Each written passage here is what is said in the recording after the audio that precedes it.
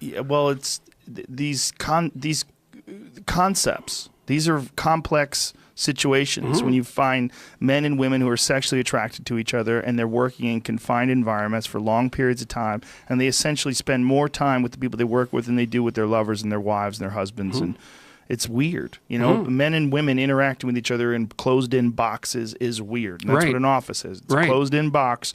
They're all together. And if they find each other attractive and they're interacting with each other socially, especially if there's any interaction that deviates outside of the work discussion, they start talking about different things. You also don't want them to find each other unattractive. Right. Like if you're taking someone out for dinner, on a business dinner, it's like, even if it's guys going out together, let's say, it's not like they're working to find each other unattractive. And I don't mean sexually.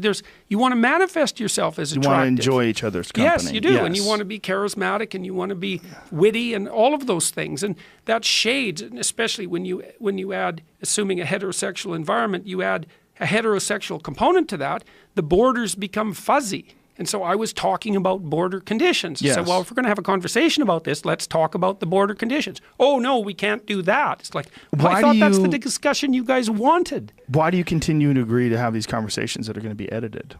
Oh, well, that's a good question. The Jim Jeffries one was another one. Jim's a friend of mine. But, I mean, he gave you a good question, and you actually gave a good answer. You said, actually, I'm probably wrong about that. Yeah. When you were talking about whether or not gay people whether someone should be forced to bake a cake for gay people. Yeah. And you said forced to, probably not. And they said, well, what if they don't want to bake a cake for black people? Yeah.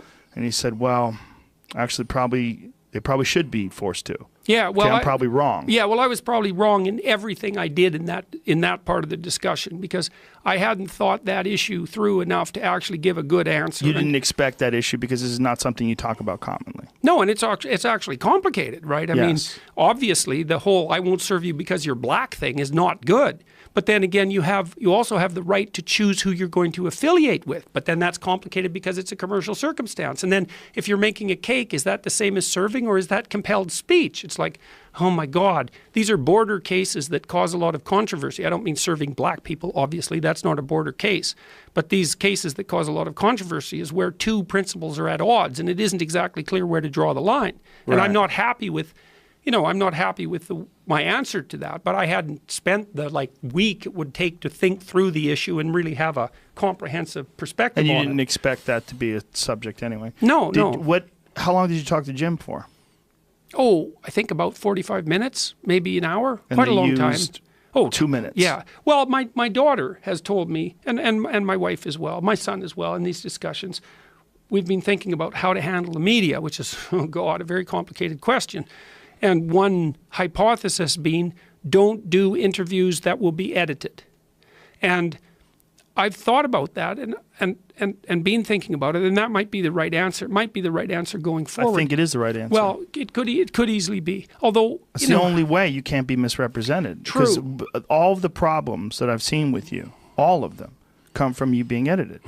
Yes. I mean, there's complex subjects that people would disagree with you on, but when you look at complete mischaracterizations of your point, these have been established because of editing. Yes. Well, I guess the only counter argument is this, and I mean, a lot of these opportunities come. I've had opportunities that are coming at me at a rate that doesn't allow me to think them through as much as I could optimally. But then there's another thing, which is, it isn't necessarily a mistake to lay yourself open to attack, because sometimes it reveals the motives of the attackers. Like that's what happened in the Cathy Newman interview. Now, that could have gone really sideways. Like I was lucky there to some degree because she interviewed me for 40 minutes or whatever, and something like that. And then they did chop it down to 7 minutes or 3 minutes, and it was exactly what you'd expect. And that is what I expected after I walked away from the interview. I thought, oh my God, they're just going to chop this into reprehensible segments and pillory me. But I walked away from it because there was 50 other things to do. But then it was so funny because they did do that, and then they put up the whole interview. And the reason they put up the whole interview was because they thought the interview went fine. It isn't that they knew that was going to cause commotion. Not at all. Not a bit. Not a bit. And I know this for a fact. So they put up the whole interview, and then, well, what happened was what was actually happening revealed itself. And that was very, very effective. Now, that having that happen meant that I had exposed myself to substantial stress and risk, because that was stressful. I mean, first of all, there was the interview. Second, afterwards, I thought, oh my God, I'm going to get pilloried for that. Then they did release the cut. Then they released the whole thing. Then there was all this response to it. And then the Newman people, who were absolutely flabbergasted by the negative response, said, oh, Peterson has unleashed his army of trolls and poor Cathy had to go into hiding. It's like, there's no evidence of any credible threats. They said they called in the police, but you can do that without there being reason. You can just say that, which is what they said. They played a victim narrative instantly, although one thing Cathy Newman is not, even though she might play it at the behest of her employers, is a victim. She's one of the most powerful people in Britain. She's no victim. So to play the victim card in a situation like that is absolutely reprehensible. But that's what they did. And then like a dozen newspapers did it and said, well, Peterson's trolls are attacking poor Cathy. And I thought, oh, now I'm really screwed. You don't own your fans. Well, the idea that people that are interested in the things that you have to say, that you have control over them, like you can give them marching orders, is foolish. And well, you're not the person foolish. that does that. Well, and how many million people do there have to be before they're not all trolls? Yeah. Because that was the real issue there. It's like, okay, 10,000 people commented on the video. Trolls. Okay, what about 150,000? Well, what about 10 million? Well, now if you look at the video, which is about 10 million, plus all the clips, it's like 50 million. And the comments, the comments that are critical with regards to Cathy Newman's conduct are running about 50 to 1. So that's all trolls, is it?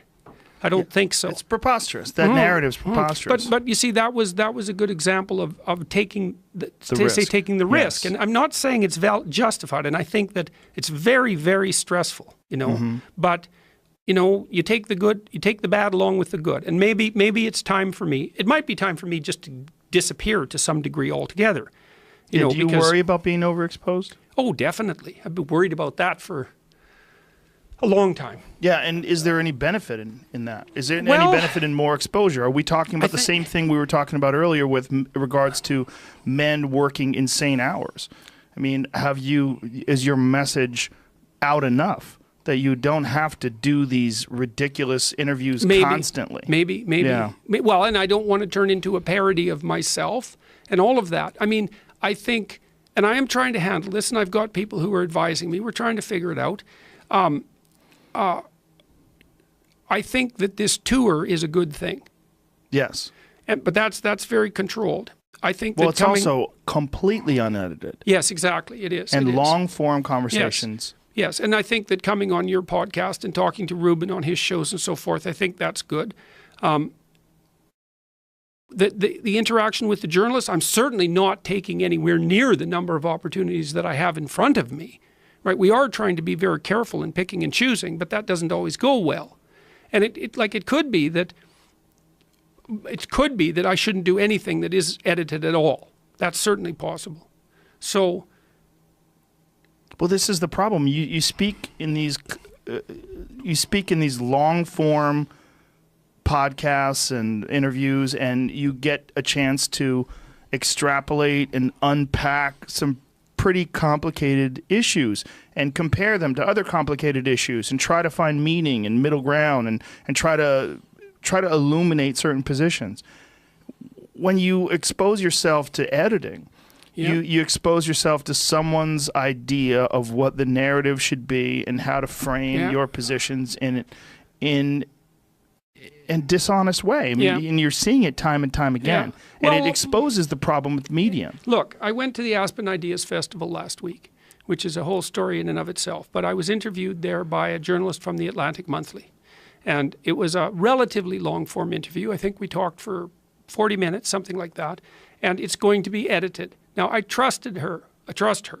Now, whether that'll be how that will play out in the final edit, I don't know, because she won't be the only one making the decision. Right. Well, the question is, should have I done it? Well, look, it was the Aspen Ideas Festival. It's a different audience. It's left-leaning. I thought, well, maybe I'll go talk to a left-leaning audience. People are always criticizing me for not doing that. I usually don't do it because I don't get invited. But so I went and talked to them. It's like, and Barry Weiss interviewed me in front of the Aspen Ideas Festival, and that was long-form, uncut, and put on the web.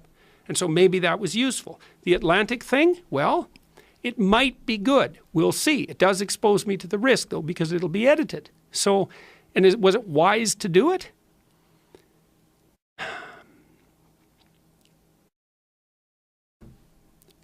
Look, I've been fortunate so far. Despite the fact that I've been taken out of context at times, and a fairly significant proportion of times, but not the overwhelming majority of times, the net consequence of all of that has been to engage more and more people in a complex dialogue, as far as I can tell. So that's the good. That's the good. It doesn't mean that the strategy that I've implemented so far is the only strategy that will work into the future.